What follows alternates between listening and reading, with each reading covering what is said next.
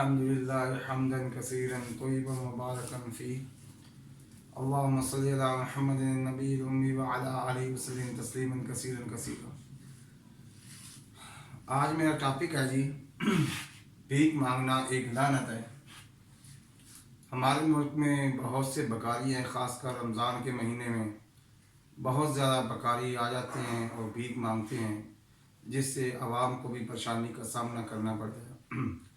ابھی تھوڑی میں اس پر بات کرنا چاہتا ہوں کہ ہمارا اسلام کا نظام اتنا صاف اور شفاف اعلیٰ عرفہ ہے کہ بھکاری بننے کی ضرورت ہی نہیں پڑے گی، بھیک مانگنے کی ضرورت ہی نہیں پڑے گی، اگر ہر بندہ اپنی ذمہ داری کو محسوس کرے۔ دیکھیں، اللہ نے زکوٰۃ کا سسٹم متعارف کرایا ہے اہل ایمان کے لیے، اور اس میں مصارف کے زکوٰۃ کے 8 مصارف بیان کیے گئے ہیں۔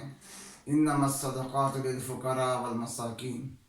اب دیکھیں، فقراء مساکین یہ سب سے زیادہ ضروری ہے اپنے رشتہ داروں میں سے ڈھونڈنا، فقیر ڈھونڈیں، مسکین ڈھونڈیں، آپ ان کو زکوٰۃ دیں۔ سب سے پہلی ذمہ داری ہے اپنے رشتہ داروں کو اسٹیبل کرنا، ان کو اپنے پاؤں پر کھڑا کرنا۔ ضروری نہیں کہ آپ ان کو بتائیں یہ زکوٰۃ کا مال ہے، آپ ان کو تحفے کے طور پر دے سکتے ہیں، یا کوئی عید کے موقع پر دے سکتے ہیں، یا ان کے بچوں کی پوزیشن اچھی آئی آپ ان کو گفٹ کی صورت میں دے سکتے ہیں۔ یہ بتانا ضروری نہیں ہے کہ یہ زکوٰۃ ہے۔ اب یہ بتائیں گے تو وہ بیچارہ لے گا ہی نہیں۔ تو اب بھیک لوگ کیوں مانگ؟ کیا ان کے کوئی رشتہ دار نہیں؟ ان کے رشتہ دار ہیں، لیکن ان کی عادت بن چکی ہے بھیک مانگنا۔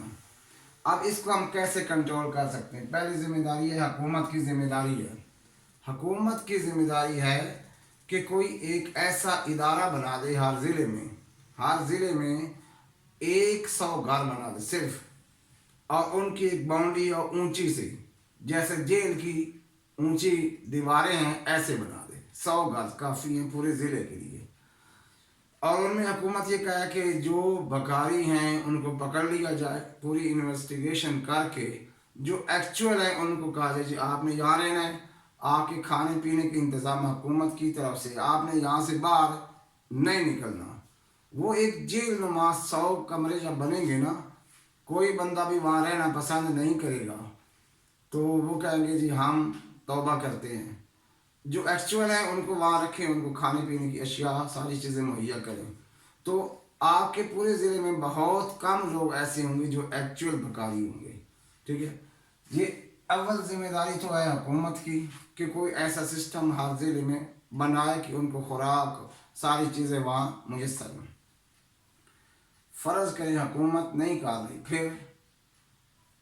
پھر دیکھیں ہم بھی مسلمان ہیں، اہل ایمان ہیں، ایکچوئل لوگ ہیں ایسے جن کے مسائل ہیں۔ پہلی بات تو یہ ہے کہ زکوٰۃ دینے والا طبقہ اگر صحیح طریقے پر زکوٰۃ دے گا تو کوئی پریشانی نہیں۔ آج تو ہم زکوٰۃ کو دبا کے بیٹھے۔ یہاں ایک مسئلہ سنیے، سارے لوگ سنیں جو میری ویڈیوز دیکھ رہے ہیں، کہ یا آپ زکوٰۃ دینے والے ہیں یا لینے والے ہیں۔ ہم بیچ میں اٹک گئے ہیں، نہ دیتے ہیں نہ لیتے ہیں۔ دو ہی کیٹیگری ہیں کہ نصاب آپ کا پورا ہے، صاحب نصاب ہے، آپ زکوٰۃ دیں گے، اگر اس سے کم ہے آپ زکوٰۃ لے سکتے ہیں۔ اپنے آپ کو دیکھیے کہ میں کس کیٹیگری میں ہوں۔ تو پھر اگر حکومت یہ ذمہ داری پوری نہیں کر رہی، پھر این جی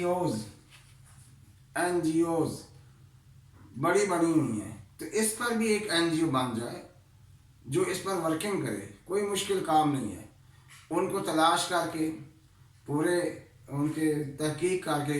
کیوں کہہ رہا ہوں کہ کئی بکاری جو ہیں وہ انڈیا کے جاسوس ہیں، اپنے ملک کے اندر کارڈ نہیں ہے، ان کے پاس شناختی کارڈ نہیں ہے۔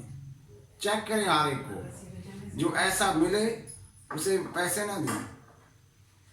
اچھا، پھر ان کی مکمل تحقیق کر کے ان کو ایک باؤنڈری کے اندر رکھا جائے اور ان کی ہیلپ کی جائے۔ یہ کام این جی او بھی کر سکتے ہیں۔ صرف 8-10 بندے مل کے تہیہ کر لیں، ارادہ کر لیں، کام ہو سکتا ہے۔ تو ارادے کی ضرورت ہے. جب کچھ انسان اس بات کو طے کر لیں گے تو یہ آسان ہو جائے گا, ان کی زندگی آسان ہو جائے گی. اور جو صرف پیشہ ور بکاری ہیں ان کے لیے مانگنا مشکل ہو جائے. بالکل پابندی ہو 100%, کوئی بھیک نہیں مانگے, کوئی بھیک نہیں مانگے گا.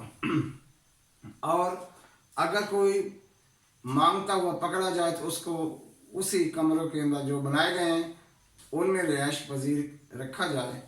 تو مہینہ 2 مہینے جب یوں رہیں گے تو بہت سے لوگ کہیں گے ہم نے اپنے گھروں کو جانا ہے اور ہمارے لیے اب کوئی مسئلہ نہیں ہے. صرف کچھ افراد بچیں گے جو ایکچوئل مجبور ہیں. ایک میل کے لیے بنا دیا جائے, ایک فیمیل کے لیے بنا دیا, یعنی کہ 100 گھر ہو جائے تو آپ کا یہ نظام اچھے طریقے سے چل سکتا ہے. تو ہو سکتا ہے میری ویڈیو دیکھنے سے کسی کے دل میں یہ بات آ جائے اور اس کے لیے وہ کھڑا ہو جائے. تو اللہ تعالیٰ سے دعا ہے کہ اللہ تعالیٰ ہمارے ملک کو سلامت رکھے. آمین.